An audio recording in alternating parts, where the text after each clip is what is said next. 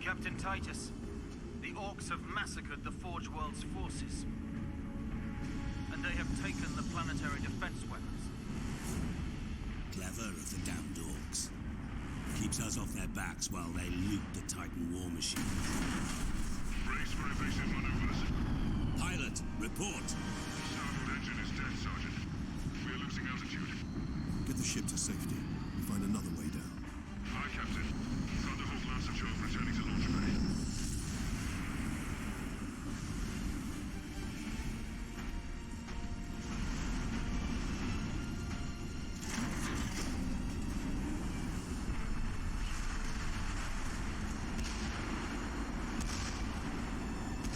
This is your plan. We need to get to the surface to take out the gun battery. Or do you want to go home already, Sergeant? Not before having a word or two with the Orks. Is that wise, Captain? The Codex Astartes does not support this action. Try to keep up.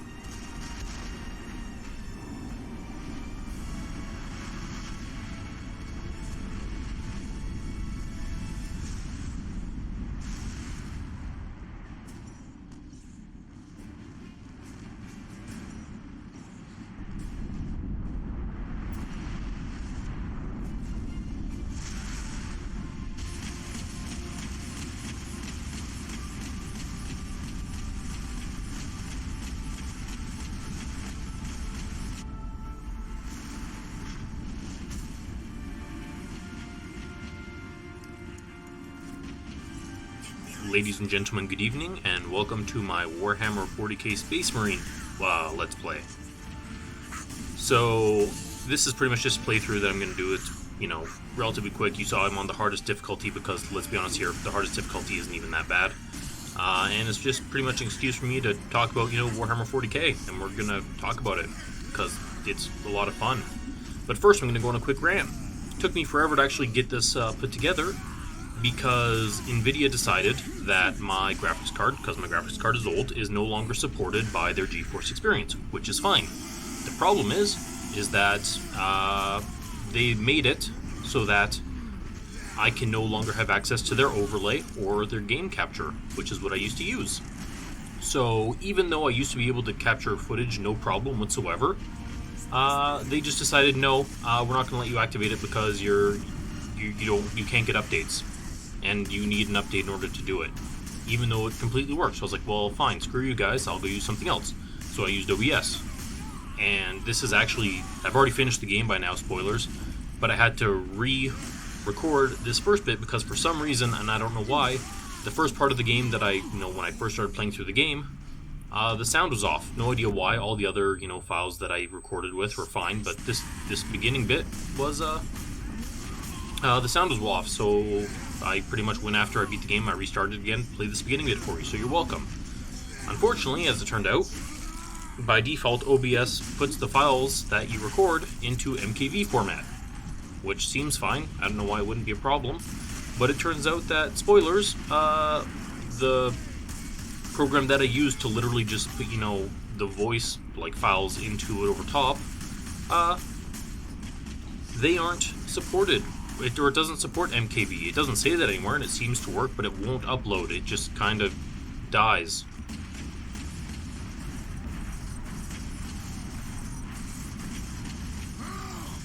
Get off my ship, Space Marine!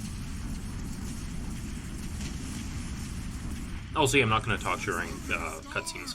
But yeah, so it just kind of dies. So I changed my OBS settings in order to have it, save everything into MP4 format, so it all should be good from now on.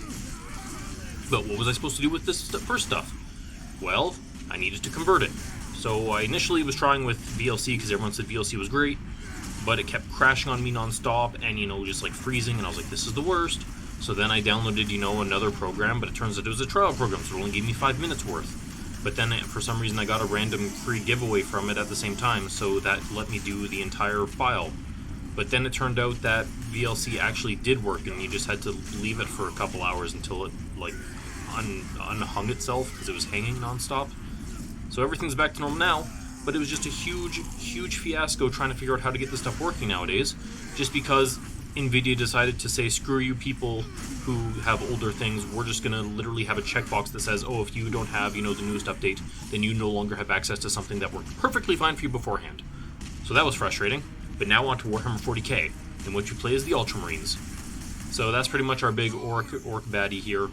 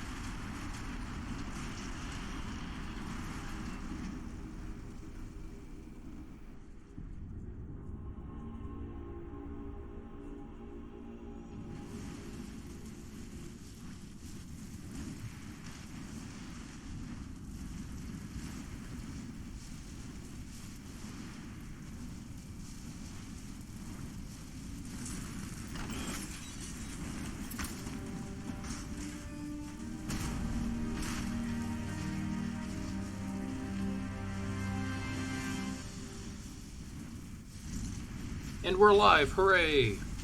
So, as we saw from the opening credits, crap, I can't remember if this is a Forge world or just, a Manufactorum world, but essentially in the Warhammer 40k universe, there are literally planets that are just, the entire planet is just, giant Manufactorums or, cities. One good example of it is Terra. Earth itself has become just a giant city, that's all it is, where it's pretty much just, home to a bunch of, religious people and whatnot, and people go on pilgrimages to Earth, and of course also you have, a bunch of other stuff. But yeah, so this is supposedly one that builds a whole bunch of, weapons and whatnot. The big thing for us that we Ultramarines are here to come get are the Titans, which are these giant walking machines of death. If you've ever seen Mech Warrior, it's like Mech Warrior, except depending on, the type of Titan that you're dealing with, they can be, as big as, I don't even know, like a skyscraper, essentially. They are just walking machines of death and doom and destruction, and pretty much like the height of combat on planets. Like, not counting, obviously, ships that can, carpet bomb a planet. But if you're going onto ground warfare, they are the biggest thing that you ever have to contend with them. If they're coming down, something's gone wrong. And you just want to blow up everything. So when they were asking beforehand, they're like, well, do we want to do Exterminatus on this planet because the Orks have come and invaded us? And they're like, no, we need the assets.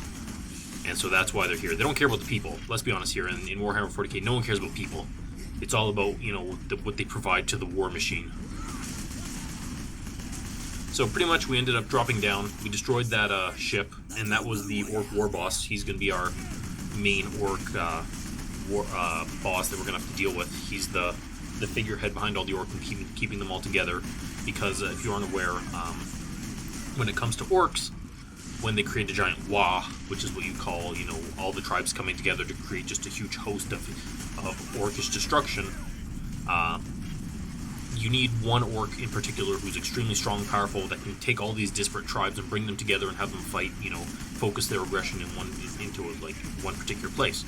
If your Ork war boss ends up dying, then all the other tribal chiefs are going to start fighting each other, and pretty much the best way to stop, an Ork Wa is to kill the war boss, because then there will be a bunch of fighting between the Orks, and then you humans or whoever they're fighting against, whatever Tau, it doesn't matter, can then go up against them.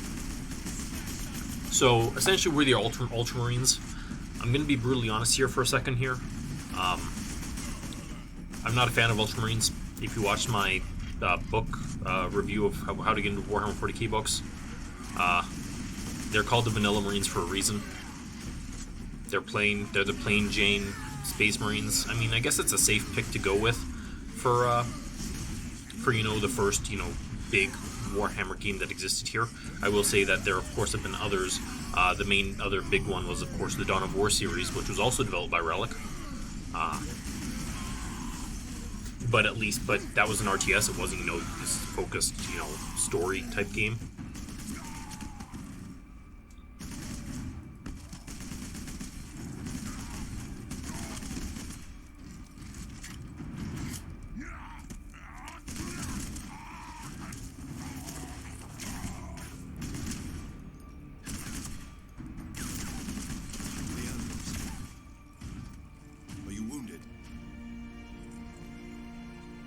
Codex Astartes warns against using jump packs to leap blindly into enemy fire, and for good reason.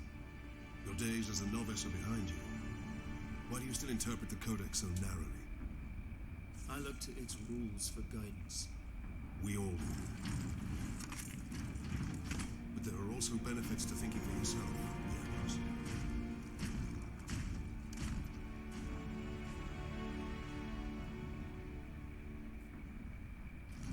And when it comes to the Dawn of War games, they made one really good one okay one, and one really bad one that kind of killed us. And I rate them as Dawn of War 1 being the best, and then 2 is fine, and then 3 is horrible garbage. But yeah, so you can probably pick them up on Steam if they're cheap, and I do recommend it. Though if you are going to play Dawn of War 1, I recommend Dark Crusade. It's one of the expansion. It goes, Dawn of War 1, then Imperial Assault, Winter Assault or whatever. I can't remember the name of the second expansion, but it's when they introduced the Imperial Guard, and then Dark Crusade, which I think is the best in the series, followed by Soulstorm. Soulstorm is also good. They add in the Dark Elves and Sisters of Battle. However, for the overmap, it's not as good. I personally don't think it's as good. It's not as, you're a lot more restricted in where you can go, whereas in Dark Crusade you have a lot more chance. So when we're fighting in this game, what you're going to notice a lot from me is I'm going to be charging them and doing a shoulder bash a lot, especially early on, because I only have 2 weapons so far, and my chain pistol or my bolter pistol is terrible, and I don't have tons of ammo for my bolter. So essentially, even on hard difficulty, the best thing to do is your shoulder bash. You have saved us. Rise, guardsmen. You saved yourselves. We thought you did. We would be, my lord, if not for the lieutenant. Where will we find this lieutenant? At the front lines. Follow the trench network to the lieutenant's command bunker. Carry on, guardsmen. We rendezvous with Sidonis, then we find this lieutenant. We need updated intel on the gun battery. But yeah, because the shoulder bash, when I do it, if I'm hitting a Snotling or Gretchen, I don't know if Fantasy and 40k have different terms. They sometimes do, sometimes don't. But if you're going to shoulder bash them, they die immediately. If you're hitting pretty much generally any other type of Ork, unless it's a big one, they die in 2 shoulder bashes. So just doing shoulder bash is just a great way to do it, because it knocks everyone away, and you can pretty much just explode everyone. the biggest gripe with Warhammer 40k Space Marine is you don't get any invincibility frames. And so the only way to heal is to stun them and then do, like, then press B, you'll see a giant B over their head, and to do a, like a specialized kill on them. And those specialized kills look really awesome, but they take also quite a bit of time, and you still take damage while you're in that animation.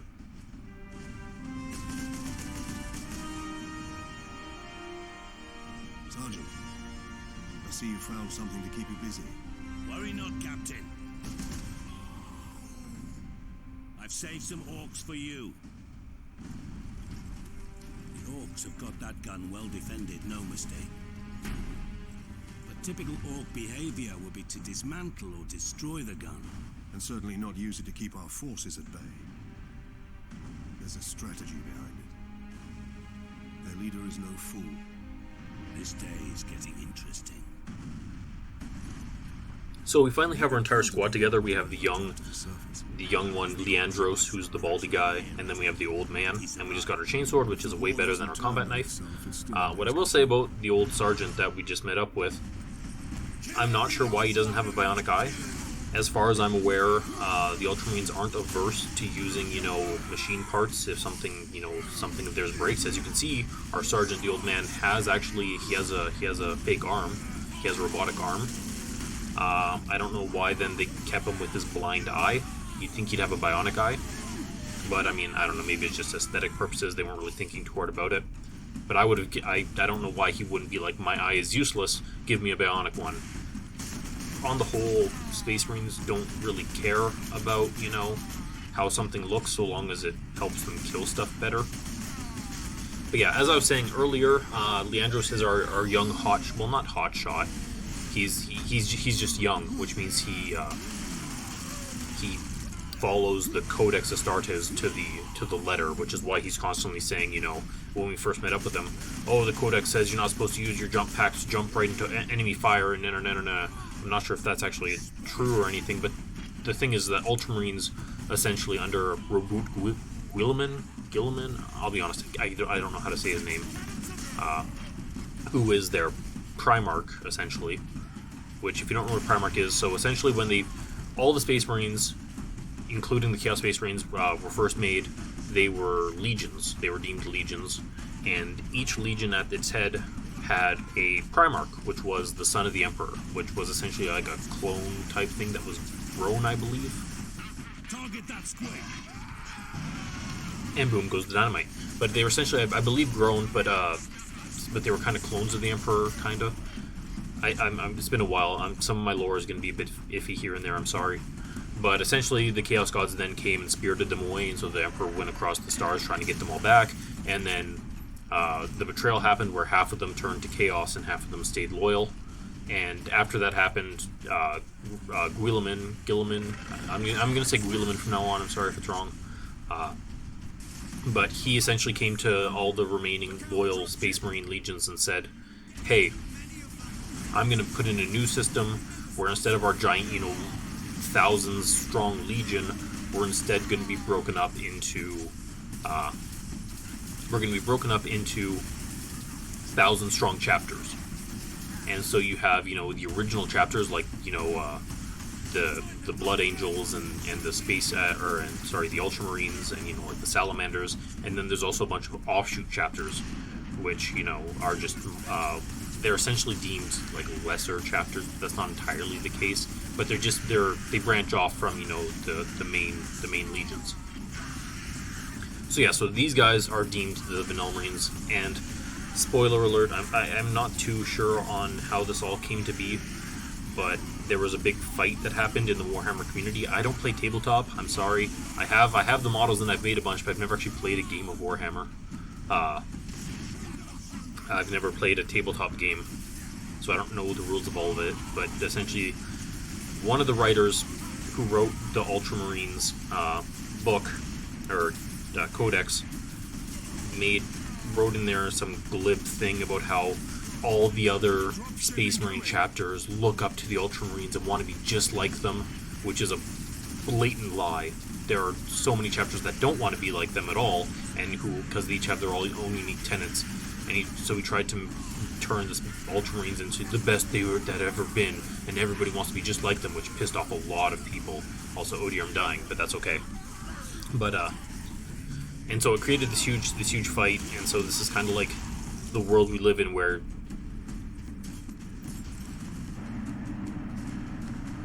there's a big guy, FYI. But yeah, it's kind of this weird. It's a weird situation that actually, as if I recall correctly, it created a situation where Games Workshop no longer published the name of the author of, okay, that hitbox was insane, good job, that shouldn't hit me, but whatever. But they changed their setup so that they no longer published the name of the person who authored the codex, just because the guy who wrote it got so much hate, which is really funny. But yeah, Ultramarines are just generally deemed as, the vanilla, because there's nothing super, unique about them or anything that could, taint your view of Space Marines as a whole. These are just like the generic Space Marine. Whereas if you're going to do something like, I don't know, Blood Angels, for instance, you could end up in a weird situation where they wanted to add a mechanic where you drink the enemy's blood, which is something that the Blood Angels do. And so just small things like that. So, I don't know what the common consensus is, but I deem them as just, they like to follow Guilliman's words because Guilliman was their Primarch and essentially their father. And, so that's why they follow it to the letter, for instance.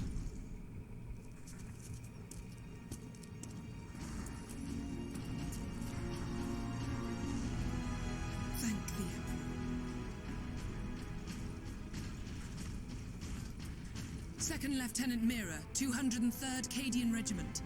Captain Titus, of the Ultramarines. You are in command. I'm all that's left, my lord. Unless my commanders rise from the grave. So far, they seem content to stay put. Lieutenant, the scouts have returned to forward base. How many? 2. Damn. I sent out 10. That damn gun. We don't have the numbers to make an assault. And as you might have seen, it's shooting down all our support vessels. That is why we are here. Leave the gun to us. Come with me, then. I should warn you, my lords. We've got a slight orc problem down here. So here we meet our first, big Imperial Guard leader, and pretty much they're like, oh my god, you're in charge, you're a freaking second lieutenant. Well, which is lieutenant. The British call them lieutenant. Canadians also say lieutenant. So I'm going to say lieutenant as well, even though what you're going to think is lieutenant, because that's how it looks like, how it's spelled. But anyway, pretty much everyone is dead except for, so she's the ranking officer, which is really bad. And so she's going to put us on our way. What is kind of weird is that she's the only woman that we see in the Imperial Guard for these units that are here. She is a Cadian, so it's a Cadian regiment. Now, I don't know tons about the Cadians. There are a couple Imperial Guard books that involve the Cadians, and if you watch the books about them, I consider the Imperial Guard books the best. This doesn't matter because it's just enemies coming up. It's not lore important. But the Cadians, essentially, if I recall correctly, is pretty much like the main gateway into the Eye of Terror. Now, the Eye of Terror is essentially where all the Chaos people are. And so they are the first line of defense against all the incursions that are being done by Chaos. So the Cadians are really, they're hard-bodied. They will take all the crap and keep on giving. They don't give up no matter what. They're super hardcore. In terms of Imperial Guard itself, having mixed gender units exists is not super common. Though I don't know how this one tends to work with the Cadians. Again, I'm not an expert on the Cadians. I know that when it comes to, I think it's, this is the worst. Okay, in the Caiaphas Cain novels, he gets attached to, I want to say it's a Valhallan regiment. I might be completely wrong in that. I'm sorry, I haven't checked it. I want to say it's like they're the Valhallan something or other. I don't know what. I feel like that might be wrong, but they're essentially snow people who really hate orcs. But in the Caiaphas Cain series, there are female regiments, Valhallan regiments, and male ones, and then they got damaged, and so they just got put together, and so there's a mixed unit there. Interesting thing in regards to the Valhallans, which, I mean, when it comes to a lot of this lore stuff, a lot of it's kind of iffy. Some people take some stuff from it, some people take others, but they won't always mix. But in one of the novels, it talks about just how before the Valhallans go and enlist, the night before, they they go and drink, and then a woman will come and they'll go have sex with a woman and ideally get her pregnant, because the whole point of it is to, you know, make more soldiers to go and fight for the Emperor. So they all have, you know, a little tradition of going to drink, picking a woman, going and getting laid, and then never seeing her again because they just go off. Which is also a reason why in one of the other novels that involves them, which isn't part of the Kivas Kane series, they actually have women in their ranks, but the women who are there are sterile. So because they cannot contribute, you know, to the Valhallans by providing, you know, babies and soldiers, more humans for the meat grinder, they instead go off and fight for the Emperor. So that's really unique. So I don't know how any of this Cadian stuff mixes in with it, but so this plot line is relatively simplistic. I mean, obviously, it's kind of a, you know, it was the big first, you know, big game. The biggest downside is, again, it was made during the Age of Brown, so everything's brown, and so it's kind of like generic shooter. And I mean, it is very generic, but again, there are many things which can, you know, make something and elevate it beyond for you personally, like a person. And so for me, if this was just generic shooter with, you know, a soldier, I wouldn't give a crap.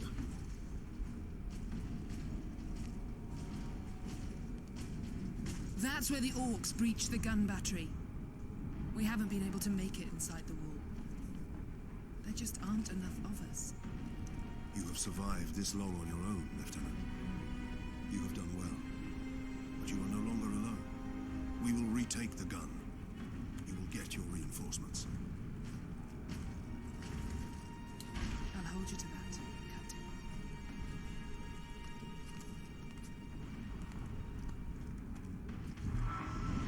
But yeah, it's a reason why, like, why some people, for instance, if you're like, oh, Monopoly, I hate Monopoly, it's boring, but if suddenly it was like, oh, it's, you know, Avengers Monopoly, and all the places that you're buying up are, you know, places in the Avengers universe, people will be like, oh man, this is actually really cool because I really love the Avengers. And so that's what Space Marine is, because if you really love Warhammer 40k, even if, you know, the gameplay itself is, you know, average or slightly above or slightly mediocre or above mediocre, it can make it a lot more exciting, which is what I think this is. But yeah, so in the book series that were written, the Ultramarines ones, to be specific, and this is spoilers, kind of spoilers, not really spoilers because it never got a sequel, but for the story, but again, the story's not super important because it is slightly generic. The book series essentially follow, I can't remember if he's a captain or what have you, or he starts as a sergeant then becomes captain, I can't remember, but essentially what ends up happening is he makes a lot of decisions that are deemed against the Codex. So, for instance, when they're fighting the Tau, he then, leads a unique squad to then attack them from above, from behind, while they're not ready. And, you know, that's deemed, oh man, like, you should be, you know, leading your soldiers from the front and, you know, commanding as an officer should. And then later on, when they're fighting against Tyranids, they have, you know, their Ultramarines defending, you know, the last settlement, and they're all there, you know, as the last line of defense, and then a single, you know, super squad decides to go up into the atmosphere and destroy the hive mind for the Tyranid fleet, which I believe is, or for the Tyranid swarm, which is just a single ship, I believe. And what ends up happening, spoilers, is that at the end of it, his second in command, I can't remember if it is second in command, but someone like that goes back to the chapter and says, I am charging you with treason for going against the Codex Astartes. Because what the Codex says you should be doing is you should be staying here with your troops and sending off, you know, the team to go do its thing. The place where you belong in this situation is with the vast majority of the soldiers under your command giving them orders. Whereas his rationale for it, the captain's, was, I need to go up to the ship, because it's the most dangerous mission, and it is the one where, you know, where it's crucial. If we don't succeed in destroying the ship, then everything's for naught and we're all just going to die anyway. So I need to go in the place most important to create the biggest difference.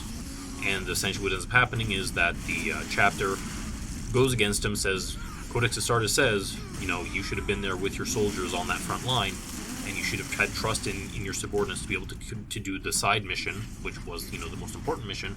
And so we're going to banish you from the chapter, and then he gets banished with, you know, his friend, and they go off and they fight Hanso, which is an Iron Warrior, I believe. I can't remember. There's like the Iron Hands and the Iron Warriors. One of them's Chaos, one of them's not. I'm sorry if I can't remember which is which. But Hanso gets his own little, you know, plot lines going on there. But essentially, spoilers, you get inklings of that story that exists. Also, watch this really quick. You're going to see the character model zoom across to get behind. There he goes. I don't know if you saw it. It was like a quarter of a second you saw it happen. And we have jump packs now. But essentially what ends up happening is then you see inklings of that here.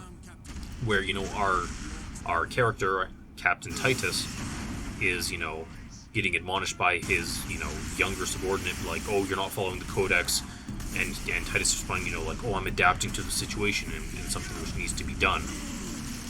And, you know, if this were like the book, or like what happened there, then at the end of this, you know, Leandros would then go to the chapter and say,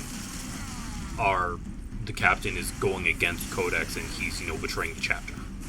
That isn't exactly what ends up happening. Kind of happens like that, but not. And so the plot lines don't quite work that way. But it follows it. I'll also notice here that, again, just like, you know, running and shoulder bashing Orks is the best thing to do. If you're in the jump thruster, just dashing into the ground is literally the best thing you can do, because it just explodes everyone around you. And if you just do it twice on higher level enemies, they just explode as well. Doesn't cost you anything. But yeah, also if we want to, just a slight digression, because again, as I said, I'm playing this game, it's fine, it's a fun game. We will be talking about more of the plot later on, but this is pretty much just a place for me to talk about all the great things that Warhammer 40k has to offer. I will say that, as I mentioned earlier, my lore isn't the best in regards to it, but that's mostly because there are a lot of Warhammer 40k books, just like there are a lot of Warhammer fantasy books that I haven't read. There's a bunch of Warhammer 40k books.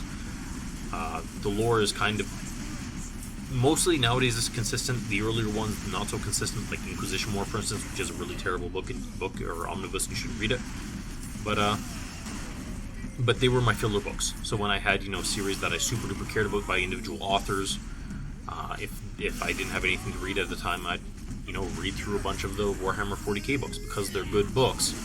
But I mean, they are, again, you know, kind of the same.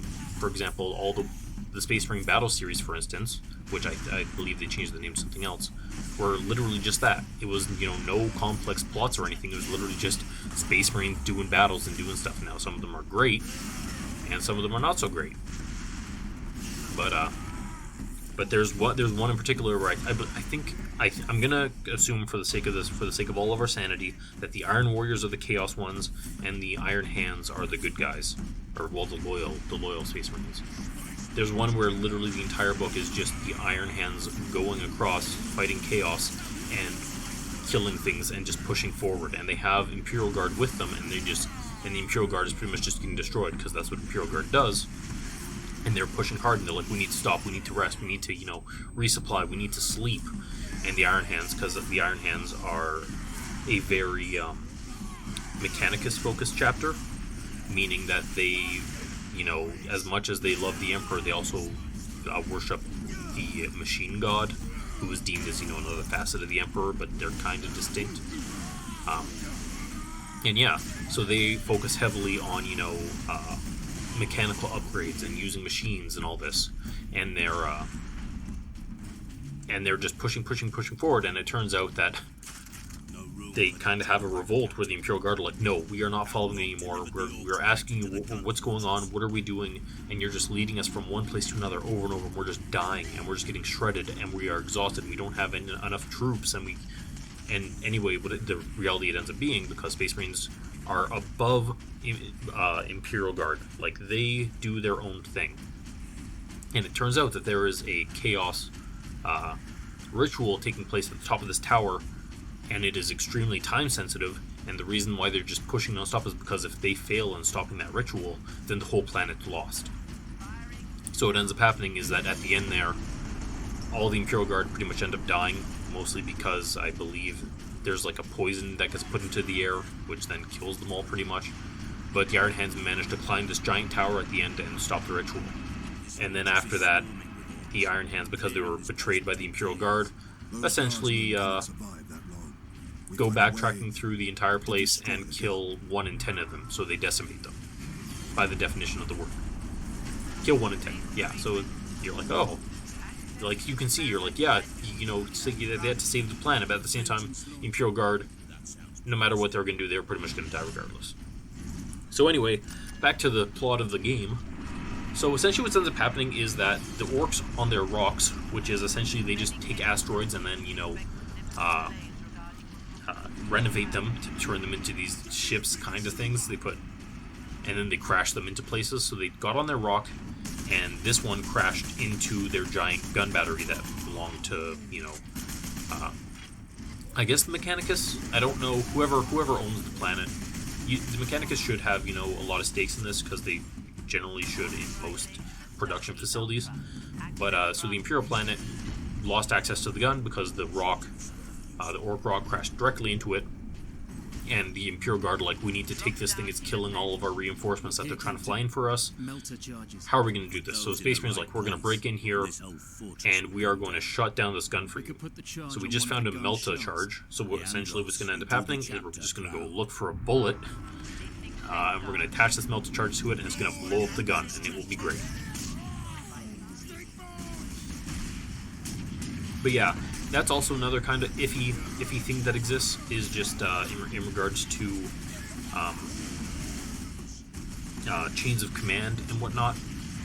Space Marines are relatively independent. There's no, they don't really, again, it's one of those things which isn't, you know, super defined and kind of changes depending on what they're trying to do for the story.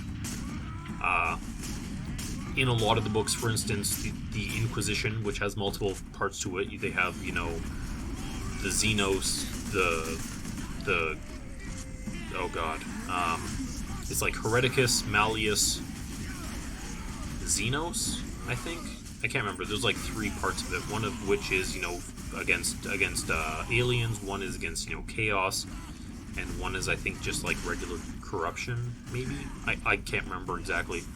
But the Inquisition spends a lot of time butting heads with the Space Marines, because they look at them and they're like, something is wrong with these Space Marines. I think you know, there's corruption within them. We can't trust them because the Chaos Space Marines are proof that, you know, they can be corrupted. So we want to have jurisdiction over this in order to be able to come in and determine whether or not you're corrupted or not. And the Space Marines are like, no, we are autonomous. We are the sons of the Emperor. You are essentially just humans. You don't have the right. And so, for example, the Space Wolves, for instance, the Space Wolves are constantly at odds with you know, the Inquisition, because the Inquisition thinks that the Space Wolves are up to no good, doing nefarious things, because the Space Wolves have a lot more physical mutation when they become Space Marines. Like, they grow thicker fur, they get their giant their canines become longer, you know, they're a lot more animalistic. And in some of the novels, spoilers, I don't know if that's canon or if it was just done for the novels, in one of them it turns out that because they are, like, so short on Space Marines, that they have some of their apothecaries working hard trying to kind of artificially create more gene seed. So the way the gene seed works, which is essentially, it is the grouping of, it's an organ which gets implanted into a human, which then turns them into a Space Marine. Now it has, there are instances of failure. There's no guarantee that your body can actually adapt to it. They do run tests to hope that, you know, your body can take the changes, and also that your mentality and, you know, your personality are a good fit for whatever the chapter prides itself on. But there's always mistakes, and not everyone succeeds. And when it comes to, for example, the Space Wolves, a lot of them die, because the Space Wolf planet Fenrir is super duper dangerous. It's essentially, it is a death world. And yeah, so they are always short on Space Marines. And the problem with that is, if a Space Marine dies, essentially it's supposed to be an apothecary is the only one who can do it, but in a lot of the times they don't have an apothecary at hand or whatnot in books and whatnot, so they don't always, you know, they take liberties. So sometimes, you know, just a regular Space Marine can harvest the gene seed, whereas the reality should be only an apothecary has, you know, the means and the knowledge in order to get it. But essentially what happens is they implant the gene seed, the Space Marine, you know, the human transforms into a Space Marine, goes off, you know, fights for the Emperor and all this stuff, and over time the gene seed inside them matures. And so what ends up happening is that kind of this one gene seed then kind of becomes two.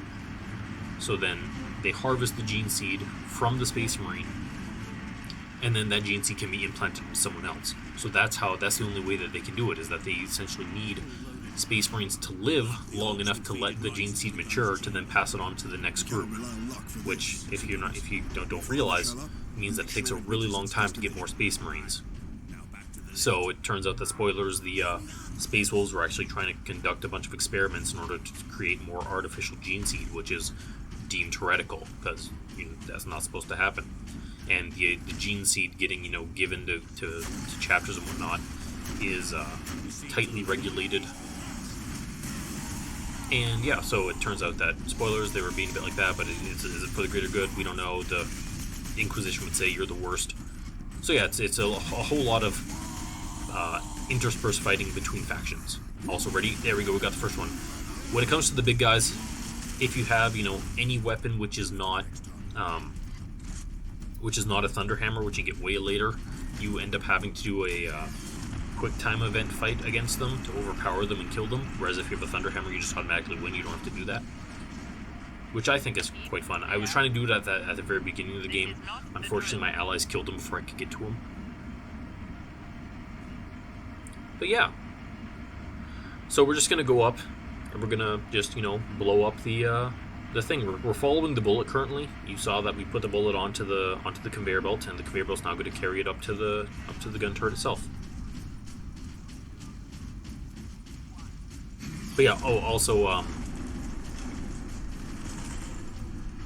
when it comes to the Inquisition and Space Marines in general, it's just kind of, and even when it comes to Imperial Guard, it's extremely awkward how they tend to deal with it, because at the very beginning there are stories in which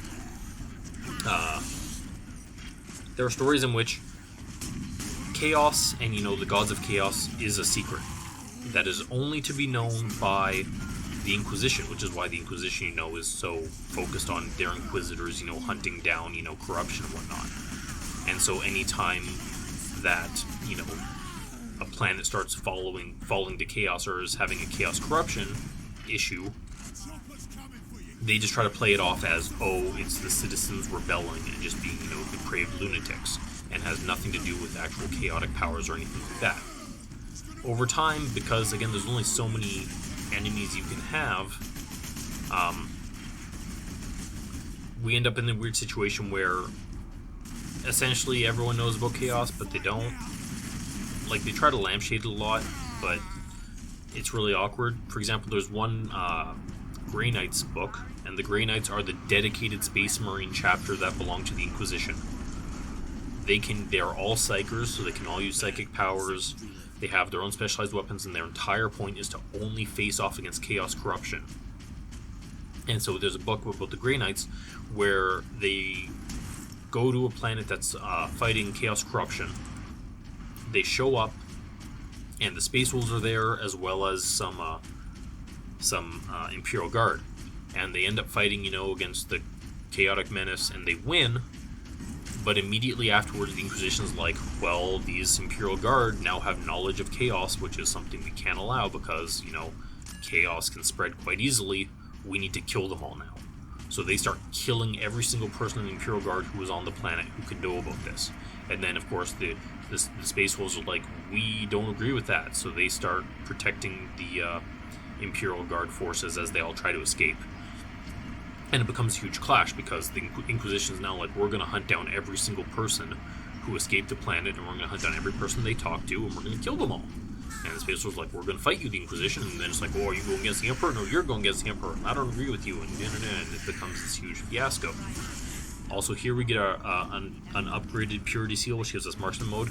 I haven't really used it yet, but essentially what that glowing left-hand corner signet is I can activate Fury mode, and essentially what it does is that when it's activated, and I activate it by killing stuff and, you know, taking damage, it increases my damage significantly, but it also heals me. So it's a second way for me to heal. And then if I go to aim and shoot my gun, now that I have marksman mode, it slows down time. So I still deal more damage, and I deal more damage with my gun, except now I essentially have slow-mo, which is also useful. Then we put it back. But yeah, so here's our one major, I will cover you. another ground defense essential section, where we're going to get swarmed like crazy. You can tell because the door locked behind us and we have nowhere to go. So we're going to go and we're going to push this ginormous, did I mention this giant bullet, into the gun. They kind of hand wave it away and say that the orcs removed it from the like the line. I don't know if the orcs are really smart enough to notice that amount of charges on it to destroy their gun or not, but I mean, whatever, I'll accept it for, you know, gameplay purposes. You'll also notice that also for gameplay purposes, these orcs are a much better shot. In all the lore and all that, the orcs essentially only carry guns because they like the sound it makes. The guns are horribly maintained, barely work, you know, their accuracy is complete garbage. But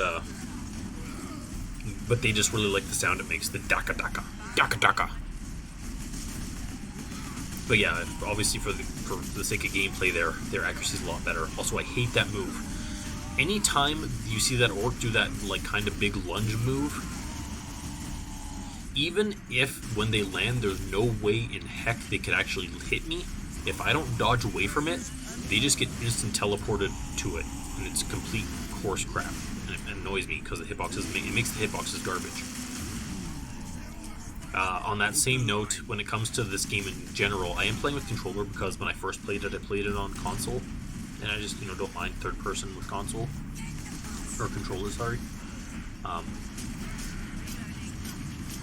It's very interesting because, like, again, when you hear about Space Marines, you know, their armor is so bulky, and here it's kind of bulky. Like, turning is kind of weird, but at the same time, you're also, you know, super dexterous and you can do a bunch of stuff. So the controls are kind of weird.